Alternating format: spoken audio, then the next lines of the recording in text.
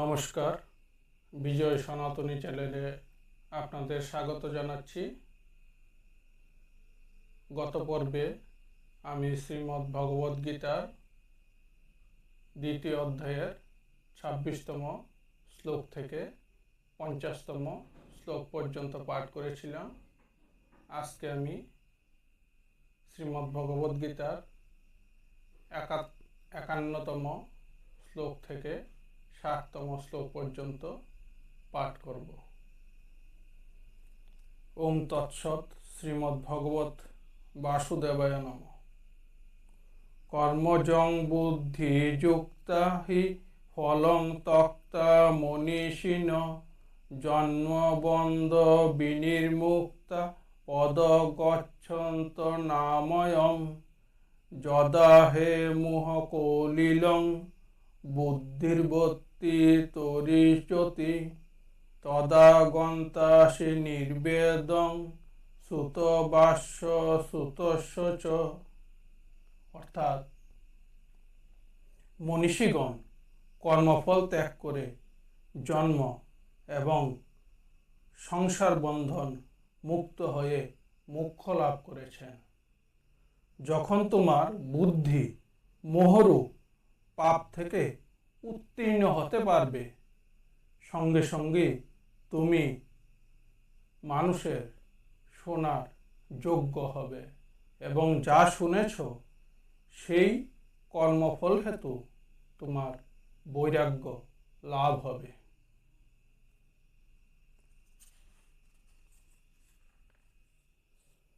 শ্রুতি বিপ্রতিপন্নাতে যথাস্থাস্যতি নিশ্চলা সমাধা বচলা বুদ্ধি সদা যোগ মবাস্পতি।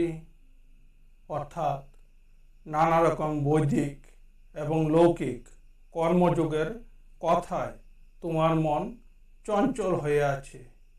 যে সময় চঞ্চল মন নিশ্চলভাবে সমাধিস্থ এবং স্থির হবে, তখনই তুমি যুগযুক্ত হতে পারবে। অর্জুন উবাচ স্থিত প্রজ্ঞস্য কা ভাষা সমাধিস্থস্য কেশব স্থিতোদি কিং প্রভাসেত কোকিমাসিত ব্রজেত কিম। অর্জুন বললেন, হে কেশব, ব্রহ্মজ্ঞানী যোগীর লক্ষণ কি? তিনি কিরূপ কথাবার্তা বলেন, কিভাবে বসেন এবং চলাফেরা করেন? শ্রী ভগবান উবাচ প্রজাহাতি যদা কামান সর্বান পার্থ মনোগতান আত্মানেবাত্মানা তুষ্ট স্থিত প্রজ্ঞশ্চ দোচ্যতে। শ্রী ভগবান বললেন, হে পার্থ, যে সময় যোগী সব রকম কামনা ত্যাগ করে নিজের মধ্যেই নিজে সন্তুষ্ট থাকেন, তখনই সেই পুরুষের স্থিতপ্রজ্ঞ প্রতিষ্ঠিত হয়েছে বলে জানবে। দুঃখে সনদিদগ্নমনা সুখে সুবিগত স্পৃহ বিতরাগয় ভয় ক্রুদ্ধ স্থিতোদ্ধির মুনিরুচ্যতে। অর্থাৎ যিনি দুঃখে অবিচলিত, সুখে স্পৃহাহীন ও আসক্তিহীন, নির্ভীক ও ক্রোধহীন, তিনি স্থিতপ্রজ্ঞ। সর্বত্রাণ ভীষ্মহস্ত প্রাপ্য শুভা শুভম নাভিনন্দনীচ দেষ্টিতস্য প্রজ্ঞাতস্য প্রতিষ্ঠিতা। অর্থাৎ শুভফলে যিনি আনন্দিত বা কোনো প্রকার বিকারগ্রস্ত হন না, তারই প্রজ্ঞা প্রতিষ্ঠিত বলে জানবে।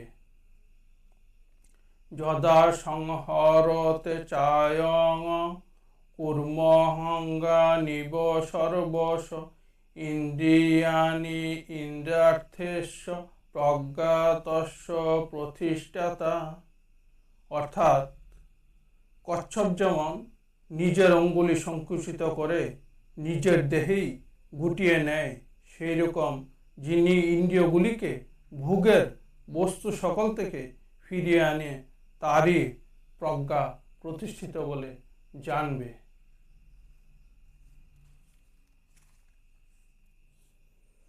বিষয়া বিনির্বর্তন্তে নিরাহারস্য দেহিন রসবর্জং রসোপস্য পরং দৃষ্টা নির্বন্ততে।